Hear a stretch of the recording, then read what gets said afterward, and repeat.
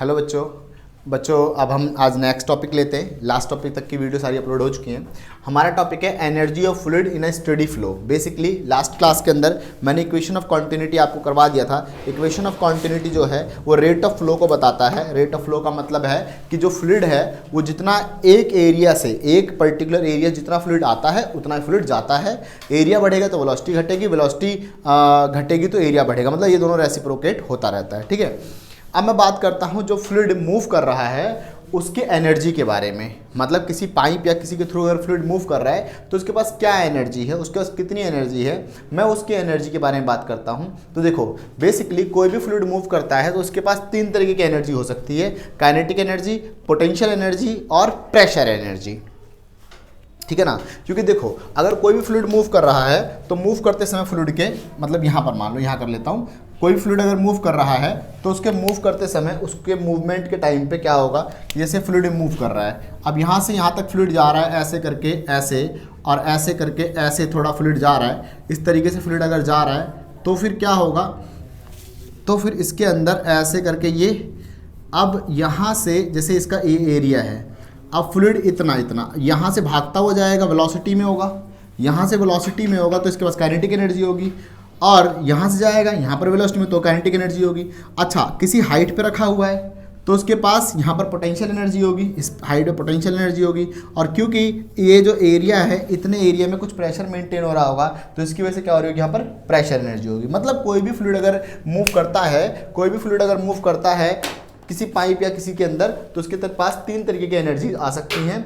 अब मैं बात करता हूँ एक एक एनर्जी के बारे में। Now we will discuss about किसके बारे में, हम बात करेंगे काइनेटिक एनर्जी के बारे में, फिर हम बात करेंगे पोटेंशियल एनर्जी के बारे में, फिर बात करेंगे प्रेशर एनर्जी के बारे में। काइनेटिक एनर्जी क्या होता है आपको पता ही है। Kinetic energy is due to its velocity, उसकी वेलोसिटी की वजह से उसके पास होगी काइनेटिक एनर्जी। तो काइनेटिक एनर्जी क्या होता है, हाफ mv², ये काइनेटिक एनर्जी होता है। अब काइनेटिक एनर्जी को मैं यहाँ पर तीन फॉर्म में निकाल सकता हूँ। क्या, kinetic energy per unit mass, उसके एक एक यूनिट मास का क्या काइनेटिक एनर्जी होता है, उसके एक एक यूनिट मास का काइनेटिक एनर्जी क्या होता है, मैं ये निकाल सकता हूँ। तो क्या करूँगा, टोटल काइनेटिक एनर्जी को उसके टोटल मास से डिवाइड कर दूंगा। जब टोटल मास से डिवाइड करूँगा तो कट जाएगा, तो क्या आ जाएगा, हाफ v² आ जाएगा, ये हो गया। दूसरा, kinetic energy per unit weight, weight का मतलब क्या होता है mg, मतलब उसकी काइनेटिक एनर्जी को उसके पूरे वेट के थ्रू डिवाइड कर दो तो उसके kinetic energy per unit weight आ जाएगा निकल के। एक यूनिट वेट में क्या एक यूनिट वेट के पास क्या काइनेटिक एनर्जी होगी, एक यूनिट वेट के पास क्या काइनेटिक एनर्जी होगी, तो वेट से डिवाइड करा तो ये आ गई एक यूनिट वेट के पास की kinetic energy. Next, kinetic energy per unit volume, एक यूनिट वॉल्यूम के पास क्या काइनेटिक एनर्जी होगी, तो उसको टोटल वॉल्यूम से डिवाइड कर दो। जो भी फ्लो है उस फ्लो को टोटल वॉल्यूम से डिवाइड कर दो तो उसके एक यूनिट वॉल्यूम की काइनेटिक एनर्जी आएगी। तो अब देखो, मास तो ऊपर दे ही रखा है, मास अपॉन वॉल्यूम क्या होता है, डेंसिटी होता है। तो मैंने क्या लिख दिया, density is equals to mass upon volume होता है। तो मैंने इस टर्म को हटा के यहाँ रो लगा दिया, हाफ रो v²। आई बात समझ में। तो अब आपसे कुछ भी पूछा, kinetic energy per unit mass, पर यूनिट वॉल्यूम, पर यूनिट कुछ भी पूछा है तो आप वो समझ सकते हैं कि कैसे कैलकुलेट करना है। सिमिलरली पोटेंशियल एनर्जी को भी ऐसे निकालना है। Potential energy per unit mass, जैसे पूरे सिस्टम का पोटेंशियल एनर्जी 1000 जूल है और उसका मास था 100 kg, तो अब एक एक यूनिट मतलब एक kg पे कितनी पोटेंशियल एनर्जी है, तो 1000 को डिवाइड कर दो 100 से, दैट इज आ जाएगा 10, है ना। तो ये होता है potential energy per unit mass, potential energy per unit wait, potential energy per unit volume. Per unit mass से निकालना है तो टोटल मास से डिवाइड कर दो, मास से मास गया तो क्या आ गया बेटा आंसर, gh आ गया। पर यूनिट वेट से निकालना तो वेट से डिवाइड कर दो, mgh को डिवाइड किया हमने वेट से उसके, तो क्या आ गया मेरे पास, h आ गया सिर्फ, क्योंकि उसके हाइट की वजह से फिर पोटेंशियल, जितनी हाइट होगी उतने एक यूनिट वेट की पोटेंशियल एनर्जी होगी। दोबारा, जितनी उसकी हाइट होगी उसके एक यूनिट वेट की पोटेंशियल एनर्जी उतनी ही होगी। Next, potential energy per unit volume, तो उसके टोटल वॉल्यूम से उसकी पोटेंशियल एनर्जी को टोटल वॉल्यूम से डिवाइड कर दो, तो मास इनटू वॉल्यूम, मास अपॉन वॉल्यूम, ये क्या हो जाएगा, डेंसिटी हो जाएगा, रो gh आ जाएगा। Similarly pressure energy, how there will be pressure energy created, pressure energy कैसे बन रहा होगा वहाँ पर, ये समझते हैं। देखो, कोई भी फ्लो, कोई भी चीज़ अगर भाग रहा है तो जैसे ये मान लो ये हो गया, एक पाइप हो गया और फ्लूइड को यहाँ से मूव करना है। अब फ्लूइड इस पूरे में भरा हुआ था, फ्लूइड यहाँ से ऐसे भागेगा, ऐसे करके भागेगा फ्लूइड। जब फ्लूइड इस तरीके से यहाँ ऐसे भागेगा तो यहाँ प्रेशर तो बन ही जाएगा कुछ ना कुछ। तो वर्क डन क्या होता है, फोर्स इंटू डिस्प्लेसमेंट। डिस्प्लेसमेंट उसने कितना चलना है, लेट कर लो x डिस्प्लेसमेंट चलना है। अब देखो जब फ्लूइड इतने एरिया से भाग रहा है, फ्लूइड इतने एरिया से भाग रहा है, ए एरिया से फ्लूइड भाग रहा है, तो प्रेशर फोर्स क्या हो जाएगा, प्रेशर फोर्स अपॉन एरिया होता है। तो उस केस में यहाँ से प्रेशर कितना लग रहा होगा, फोर्स कितना लग रहा होगा इस वाले प्लेस से, तो ये हो जाएगा pressure into area is equals to force हो जाएगा।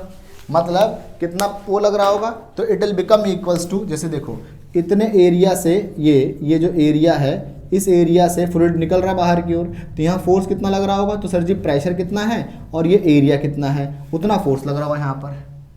तो मैंने क्या करा, फोर्स के यहाँ डाल दिया प्रेशर इंटू एरिया, और डिस्टेंस यहाँ से आता है, डिस्टेंस था ही, तो ये रहा डिस्टेंस। और फिर मेरे को याद आया एरिया इंटू डिस्टेंस, ये तो वॉल्यूम हो जाता है, तो इसका मतलब वर्क डन क्या हो जाएगा, प्रेशर इंटू वॉल्यूम। क्या हो जाएगा work done, pressure into volume.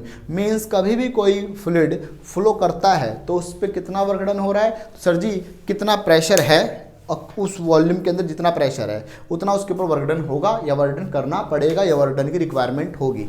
तो ये निकालने की, चाहे वर्क डन की रिक्वायरमेंट कितनी वर्क डन, इस पाइप के अंदर सपोज ये पाइप है, इस पाइप में फ्लूइड को फ्लो कराने के लिए कितने वर्क डन की रिक्वायरमेंट है, तो सर जी यहाँ प्रेशर रखना क्या चाहते हो, मान लो मैं कहता हूँ मैं 2 रखना चाहता हूँ प्रेशर, है ना, 2 न्यूटन पर मीटर स्क्वायर प्रेशर रखना चाहता हूँ, ठीक है। इसका वॉल्यूम निकाल लो, फिर पूरा एरिया इंटू लेंथ, वॉल्यूम निकाल लो। तो आपको इतना वर्क डन पीछे से करना पड़ेगा, through motor, through external agent, कुछ भी हो सकता है। आप इतना वर्क डन करेंगे तो फ्लूइड यहाँ से यहाँ फ्लो कर जाएगा। बात समझ में आ रही है?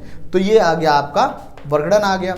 अब pressure energy per unit volume, 1 unit volume पे कितना प्रेशर एनर्जी होता है, तो टोटल इसके वॉल्यूम को वॉल्यूम से मतलब प्रेशर इंटू वॉल्यूम को वॉल्यूम से डिवाइड कर दो, तो वॉल्यूम से वॉल्यूम कट गया, तो 1 यूनिट वॉल्यूम के पास क्या प्रेशर एनर्जी होती है, जस्ट उसका प्रेशर, जो उसका प्रेशर है वही उसके पास प्रेशर एनर्जी होगी। Next, pressure energy per unit mass, 1 unit mass के पास, तो ये रहा pressure energy, pressure into volume और मास से डिवाइड कर दिया।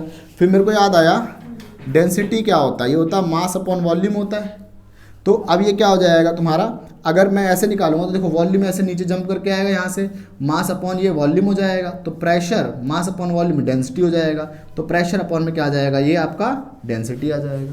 तो ये हो गया किसका, pressure energy per unit mass और ये सारी चीज़ें, ठीक है।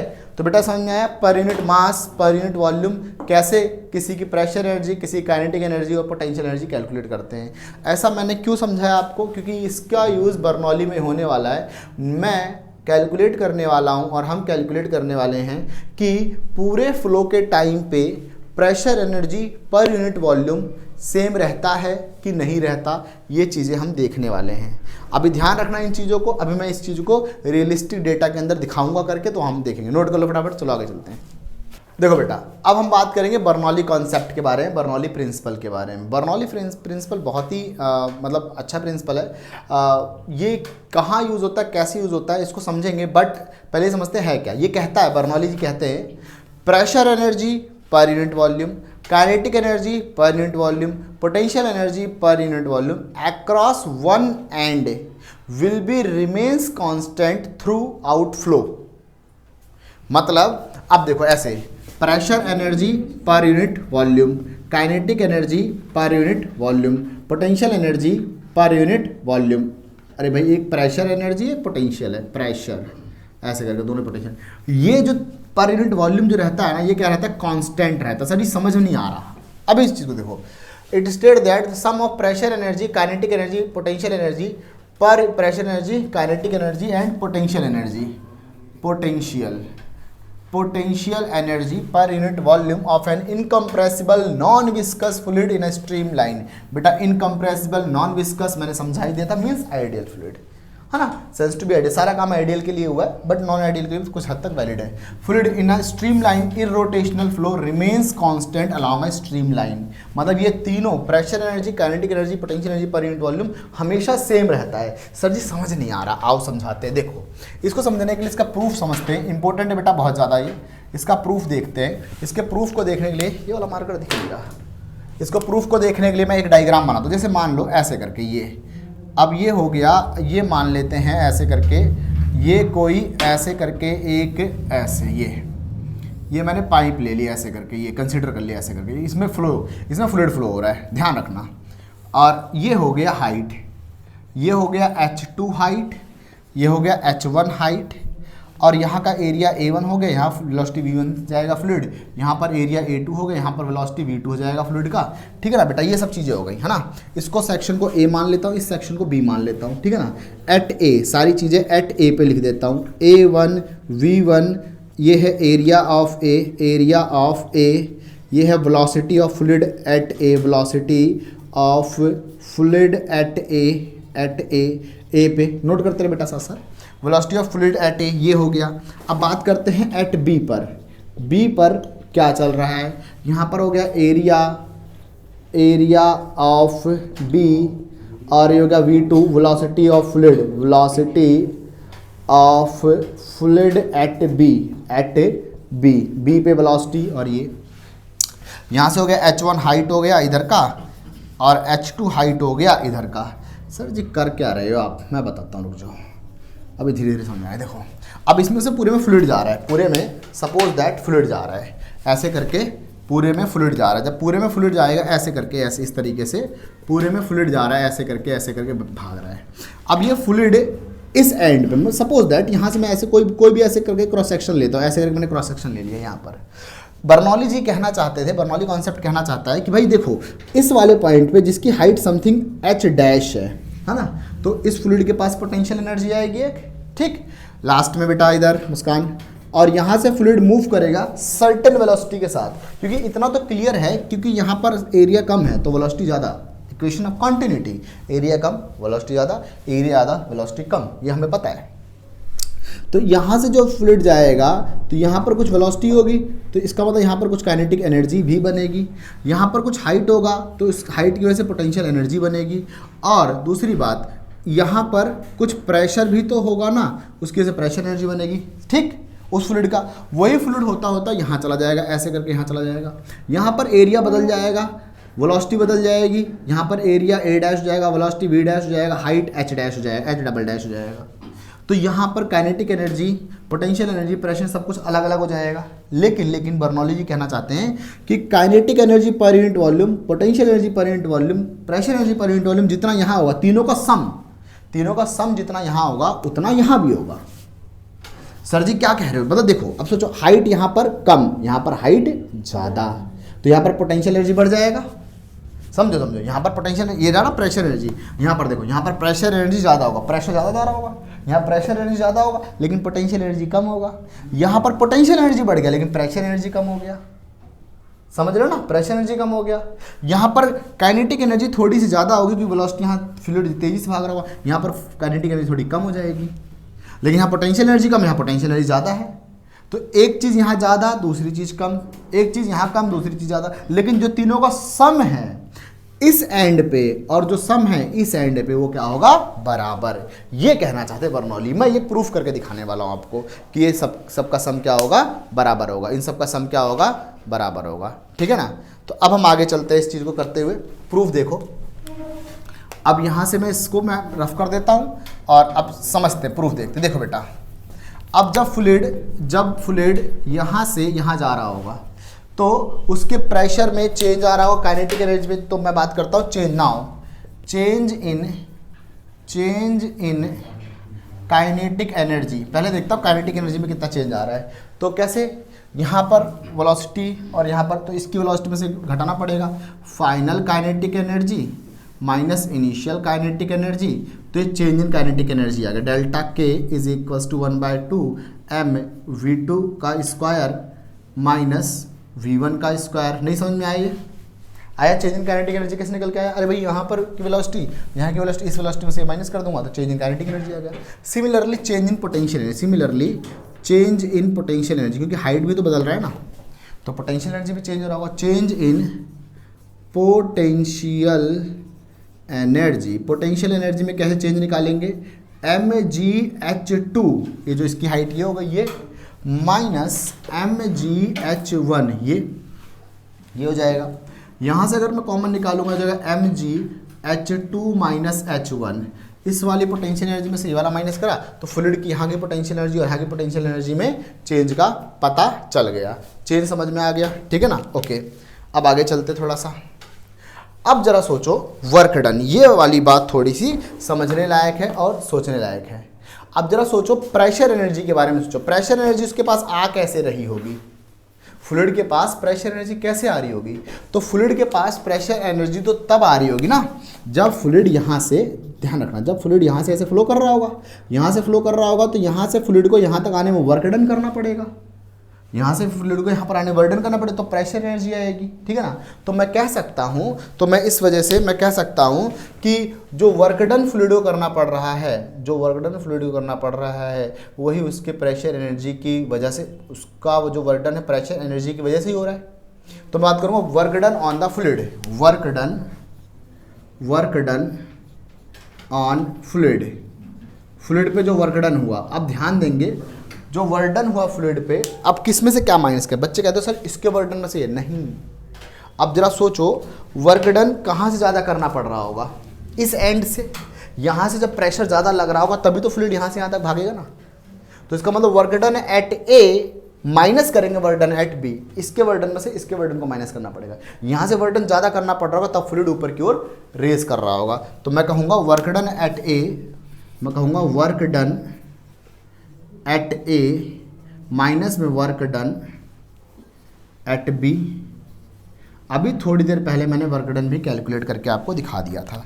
तो ये आ गया नेट वर्क डन ये आ गया change in work done, that is work done at A minus work done at B, ये आ गया, समझे ना। तो ये वर्क डन में चेंज आ गया, ये पोटेंशियल एनर्जी में चेंज आया। एक और बात ध्यान रखना बेटा, ये जो बेटे इधर ये जो वर्क डन में और जो पोटेंशियल एनर्जी में चेंज आ रहा है, ये किसकी कॉस्ट में आ रहा होगा? इसमें और इसमें चेंज आ रहा है, किसी कॉस्ट में आ रहा होगा? वो आ रहा होगा eight the cost of work done, क्योंकि जितना वर्क डन करेगा यहाँ से प्रेशर, जितना प्रेशर एनर्जी जितना वर्क डन करेगी, वही तो पोटेंशियल को, आई मीन काइनेटिक को पोटेंशियल में बदलेगी। Law of conservation of energy क्या कहता है? ये तो कहता है ना energy not be created neither be destroyed, ये तो कहता है। अब इसके पास जो यहाँ से तेजी से फ्लूइड भाग रहा था, इसमें पोटेंशियल एनर्जी गेन हो गया, काइनेटिक एनर्जी का लॉस हो रहा है। तो पोटेंशियल एनर्जी गेन किसकी कॉस्ट पे हो रहा है? At the cost of work done हो रहा है। इसका मतलब मैं ये कह सकता हूं कि जो वर्क डन मैं करवाऊंगा ये इन दोनों एनर्जी के सम के बराबर होगा, क्योंकि एक एनर्जी कम हो रही है, एक एनर्जी बढ़ रही है, और वो बढ़ रही होगी सिर्फ वर्क डन कराने की वजह से। अगर प्रेशर एनर्जी वर्क डन ना करा पाए, प्रेशर एनर्जी यहाँ से प्रेशर ना लगा पाए, तो फ्लूइड पहुँचेगा ही नहीं, तो हाइट अटेन ही नहीं होगी, मतलब पोटेंशियल एनर्जी बढ़ेगी नहीं, पोटेंशियल एनर्जी बढ़ेगी नहीं, काइनेटिक एनर्जी घटेगी नहीं, पंगा ही खत्म। तो जब प्रेशर ही नहीं लगाएगा तो ना तो काइनेटिक एनर्जी में चेंज आएगा, ना तो पोटेंशियल एनर्जी में चेंज आएगा। इसका मतलब जो चेंज आ रहा है वो इसके वर्क डन की वजह से आ रहा है। बोलो हाँ या ना, आई बात समझ में? तो इसको नोट कर लो, फिर मैं आगे बताता हूँ law of conservation of energy के अकॉर्डिंग। ओके, तो अब देखो बेटा रफ कर देना। तो काइनेटिक एनर्जी में जो चेंज है और जो पोटेंशियल एनर्जी में चेंज है वो at the cost of work done ही आ रहा है। जो change in potential energy at the cost of work done ही तो आ रहा है ना। तो देखो according to law of conservation of energy, according to law of conservation of energy, conservation of energy, conservation of energy क्या कहता है? ये कहता है ये जो गेन हो रहा है किसी के अंदर, किसी के अंदर लॉस हो रहा है, वो हो रहा है at the cost of work done. तो इसका मतलब work done, change in work done is equals to change in kinetic energy plus में चेंज इन पोटेंशियल एनर्जी। कोई दिक्कत तो नहीं है इसमें? गुड। अब ये हो गया work done at A minus work done at B is equal to change in kinetic energy 1/2 m v2 का स्क्वायर माइनस v1 का स्क्वायर प्लस में m gh2 माइनस h1। समझे? अब इसमें एक प्रॉब्लम आ रही है। क्या प्रॉब्लम आ रही है कि सर जी मास क्या है, मास कितना है, ये हमें पता ही नहीं है मास क्या है, मास कितना है, कैसे निकाले उस चीज़ को? तो उसको देखो कैसे सॉल्व किया जाता है, उस चीज़ को मैं सॉल्व करके आपको दिखाता हूँ, ठीक है ना। देखो अब देखो वर्क डन, वर्क डन क्या होता है, पहले मैं वर्क डन सॉल्व करता हूँ। वर्क डन क्या होता है? फोर्स इनटू डिस्प्लेसमेंट, समझे ना। मैं इसको साइड में यहाँ सॉल्व कर देता हूँ। यहाँ पर देखो वर्क डन क्या होता है, force into displacement is equal to work done, ठीक है ना। अब समझो इस एंड पे वर्क डन हो रहा है W1 वर्क डन, तो इस एंड पे हो रहा है। तो इस एंड पे अगर W1 वर्क डन हो रहा है तो जाएगा प्रेशर 1 एरिया 1 इनटू डिस्प्लेसमेंट। बोलो हाँ या ना, क्योंकि फोर्स तो होता है प्रेशर, फोर्स अपॉन एरिया हो जाता है, तो फोर्स क्या होगा? प्रेशर इनटू एरिया हो जाएगा। तो अगर मैं W1 एंड का वर्क डन देख रहा हूँ, इस एंड का अगर मैं वर्क डन देख रहा हूँ ए एंड का, तो वो क्या हो जाएगा, यहाँ का प्रेशर जो कि P1 प्रेशर लग रहा होगा और यहाँ का एरिया जो कि A1 है, समझे। लेकिन डिस्प्लेसमेंट कैसे निकाले सर, तो देखो बेटा, किसी डेल्टा टी टाइम में, कोई भी डेल्टा टी टाइम लेते हैं, है ना, डिस्प्लेसमेंट जो कि डिस्प्लेसमेंट यहाँ भी हो रहा होगा, जो कि डिस्प्लेसमेंट यहाँ भी हो रहा होगा। तो किसी डेल्टा टी टाइम में फ्लूइड यहाँ से यहाँ ही तो भागेगा, कहीं ना कहीं तो भागेगा, यहाँ से यहाँ तो भागा होगा। अब लेंथ कैसे निकालूँ इसकी मैं, लेंथ बोलो डिस्प्लेसमेंट, तो वेलोसिटी क्या होता है, डिस्प्लेसमेंट अपॉन टाइम, तो टाइम क्या हो गया, वेलोसिटी इनटू डिस्प्लेसमेंट हो गया।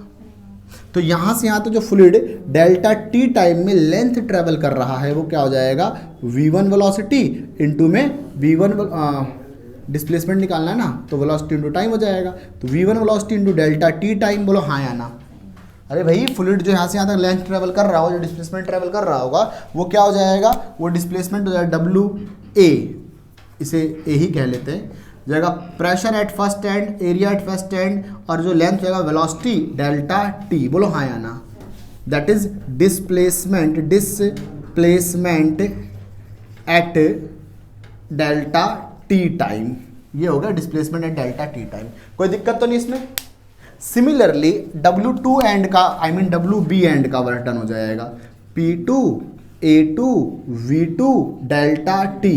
किसी को कोई दुख दुविधा परेशानी कष्ट तो नहीं है, कैसे आया, क्योंकि यहाँ पर क्या वर्क डन हो रहा हो, कैसे, फोर्स इनटू डिस्प्लेसमेंट। फोर्स क्या होता है, यहाँ पर दोबारा मैं समझाता हूँ, वर्क डन क्या होता है, फोर्स इनटू डिस्प्लेसमेंट। फोर्स क्या होता है, यहाँ का वर्क डन निकालना है, तो यहाँ का प्रेशर और यहाँ का एरिया, ये हो गया यहाँ का फोर्स, और डिस्प्लेसमेंट कितना ट्रैवल कर रहा है, तो यहाँ v1 वेलोसिटी से फ्लूइड एंटर कर रहा है और डेल्टा टी टाइम में यहाँ कहीं पहुँचा ही होगा, तो ये हो गया P1 A1 V1 delta T. कोई दिक्कत तो नहीं, गुड, वेरी गुड। अब ये आ गया WA और WB का वर्क डन आ गया, ठीक है जी। अब थोड़ा सा और मैं समझ लेता हूँ कि भाई मास का क्या हाल चाल रहेगा, व्हाट अबाउट मास, कि मास कितना आएगा या और मास मूव कितना कर रहा होगा, यहाँ से जो मास जा रहा है उसको कैसे निकालूं। देखो मास का कोई आइडिया नहीं होता है, लेकिन मेरे को जो फ्लूइड में मूव करा रहा हूँ उसकी मेरे को डेंसिटी तो पता होगी ना। तो हाँ, तो चूँकि देखो अब डेंसिटी क्या होता है, डेंसिटी होता है मास अपॉन वॉल्यूम, मास अपॉन वॉल्यूम। तो मास क्या हो गया, ये हो गया डेंसिटी इनटू वॉल्यूम हो गया, बोलो हाँ या ना, ठीक है ना। पूरे जो फ्लूइड मूव कर रहा है उसकी डेंसिटी तो पता है ना मेरे को। अच्छा एक और चीज़, तो मास क्या हो गया आपका, डेंसिटी इंटू वॉल्यूम। वॉल्यूम क्या होता है, एरिया इंटू में लेंथ, ऐसे मैं कह सकता हूँ कि नहीं कह सकता। वॉल्यूम को मैं इधर वॉल्यूम को मैं एरिया इंटू में लेंथ कह सकता हूँ, कह सकता हूँ। अब अगर मेरे को मास निकालना है तो मास क्या हो गया, डेंसिटी इंटू में एरिया, अच्छा लेंथ। अब लेंथ किसी भी एंड का, चाहे मैं इस एंड का लेंथ निकालूं, चाहे मैं इस एंड का लेंथ निकालूं, बात तो ये डेल्टा टी टाइम में, डेल्टा टी में टाइम में फ्लूइड कितना चलेगा, तो डेल्टा टी में velocity is equal to displacement upon time, तो displacement is equal to velocity into time. चाहे इस एंड की बात करूं, चाहे इस एंड की बात करूं, यहाँ पर भी अगर मेरे को डिस्प्लेसमेंट निकालना है इसका, तो यहाँ की वेलोसिटी क्या थी, यहाँ का टाइम क्या था, डेल्टा टी, बोलो हाँ या ना, समझे ना। तो मैं इसको किसी का भी, चाहे इसका, अब इसकी लेंथ लेता हूँ, पहले वाले की लेंथ लेता हूँ, ये जाएगा V1 डेल्टा टी, ये हो गया मास A1 के पास, मतलब यहाँ पर जो मास है वो ये मास हो गया, और इसी तरीके से यहाँ का जो मास है वो क्या हो जाएगा, रो A2 V2 डेल्टा टी। कोई दिक्कत परेशानी कष्ट तो नहीं इस चीज़ में, आया समझ में। अब इन सभी वैल्यू को यहाँ पर सब्सटीट्यूट कर देता हूँ।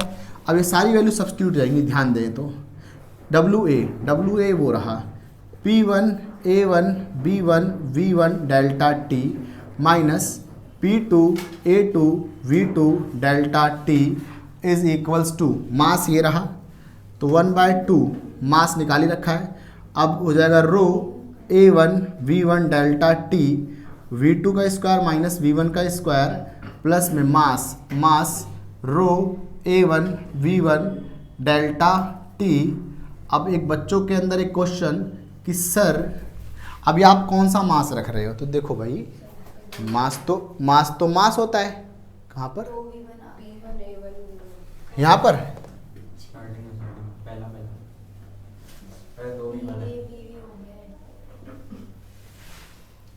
WA ये रहा, P1 A1 V1 delta T, हाँ अच्छा ठीक है वेलोसिटी है ना लायक, वो वेलोसिटी है, ठीक है। तो ये हो गया। अच्छा अब एक और प्रॉब्लम यहाँ पर, सर आपने इसके मास के यहाँ ये लिख दिया, इसके मास के यहाँ भी सेम ही लिख दिया, क्यों? देखो भाई मास तो मास है, अब मैं चाहे मास के लिए ये वाला टर्म यूज करूँ चाहे ये वाला टर्म करूँ। दूसरी बात, एक और बात बताता हूँ, क्योंकि इक्वेशन ऑफ कॉन्टिन्यूटी क्या कहता है, इक्वेशन ऑफ कॉन्टिन्यूटी कहता है a1v1 is equals to a2v2, ये कहता ही है इक्वेशन ऑफ कॉन्टिन्यूटी। अब अगर अब ये मास है, इसको मैं थोड़ा समझा देता हूँ, रो a1v1 डेल्टा टी, अगर मैं इसको रो a2v2 डेल्टा टी लिखूँ कोई गलती थोड़ी कर रहा हूँ, क्योंकि a1v1 a2v2 के बराबर है, a1v1 a2v2 के बराबर, तो मैं इसको ऐसे भी लिख सकता हूँ ऐसे भी लिख सकता हूँ, चाहे मास के लिए मैं ये वाली टर्म यूज़ करूँ चाहे ये वाली टर्म यूज़ करूँ, समझे ना। तो मैं यही समझा रहा हूँ कि ये दोनों बराबर हैं। अच्छा एक और चीज़, अगर ये दोनों बराबर हैं तो जहाँ भी मेरे को a2v2 दिख रहा है वहाँ मैं a1v1 लगा सकता हूँ, या जहाँ पर a1v1 दिख रहा है वहाँ पर a2v2 लगा सकता हूँ। ये तो बड़ा आसान हो गया, ठीक है जी। अब देखो यहाँ a1v1 a2v2 ये दोनों तो बराबर है ना, बराबर है, तो इक्वेशन ऑफ कॉन्टिन्यूटी के अकॉर्डिंग लास्ट लेक्चर में हो ही रखा, समझ रखा है। अब ये दोनों बाहर आ जाएंगे, तो ये देखो ये पूरा a1v1 delta T a2v2 delta T, ये पूरी टर्म बाहर आ जाएगी क्योंकि ये दोनों बराबर होते हैं। तो अंदर क्या बचा, अंदर बचा अब आपका a1v1 डेल्टा टी, अंदर क्या बचा p1 बचा, माइनस में p2 बचा, समझे, इज इक्वल्स टू, यहाँ देखो ये पूरी टर्म बाहर आ जाएगी a1v1 डेल्टा टी, और यहाँ से a1v1 डेल्टा टी, ये पूरी टर्म बाहर आ जाएगी एकदम। तो ये हो जाएगा, अंदर बचेगा a1v1 डेल्टा टी, अंदर क्या बचेगा 1/2 रो v2 का स्क्वायर माइनस v1 का स्क्वायर प्लस में रो h2 माइनस h1। बोलो हाँ या ना, समझ में आया कि नहीं आया, पहले ये बताओ, आया समझ में, पक्का समझ में आ रहा है, वेरी गुड। अब इससे मैं पूरी टर्म काट दूँगा, इस पूरी टर्म से पूरी टर्म कट जाएगी। अब देखो क्या बचेगा, अब बचेगा ये p1 minus p2 is equals to, अब जो मल्टीप्लाई हो सकता है मल्टीप्लाई, ये पूरा इससे में मल्टीप्लाई करो प्लस फिर इसको कर दो 1/2 रो v2 का स्क्वायर माइनस 1/2 रो v1 का स्क्वायर प्लस में रो h2 माइनस में रो h1, ऐसे करके। आई बात समझ में कि नहीं आई? हाँ आई बात समझ में, ठीक है। अब देखो एक और चीज़ कहाँ गए, ठीक है। अब इसमें क्या करो बेटा, कहीं पर जी एम जी यहाँ पर वही सोचो कहीं जी मिस हो रहा है। ये देखो जी मास तो रख दिया था, ग्रेविटी रखना भूल गया था यहाँ पर जी, बेटा यहाँ पर जी आएगा ना, अगर यहाँ पर जी आएगा तो ये भी जी भी तो रह जाएगा ना यहाँ पर, समझे ना। तो ये जाएगा रो जी H2 minus rho G H1 रह जाएगा। आई बात समझ में, वो जी वहाँ से मास रख दिया था, जी रखना भूल गया था।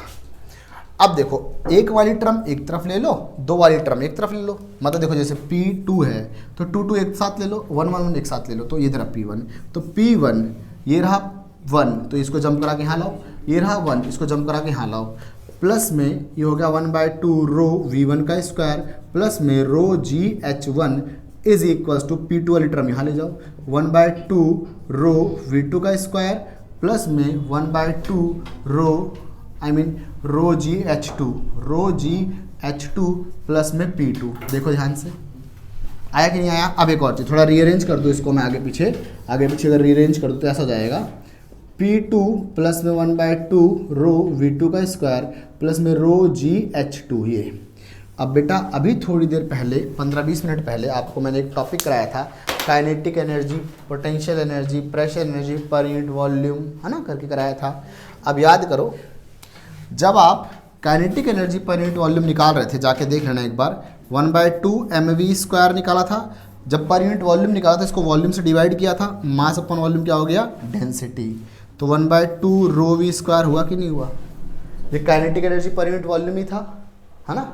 उसी प्रकार जब आपने pressure energy per unit volume निकाला था तो प्रेशर इंटू वॉल्यूम हो गया था पूरा।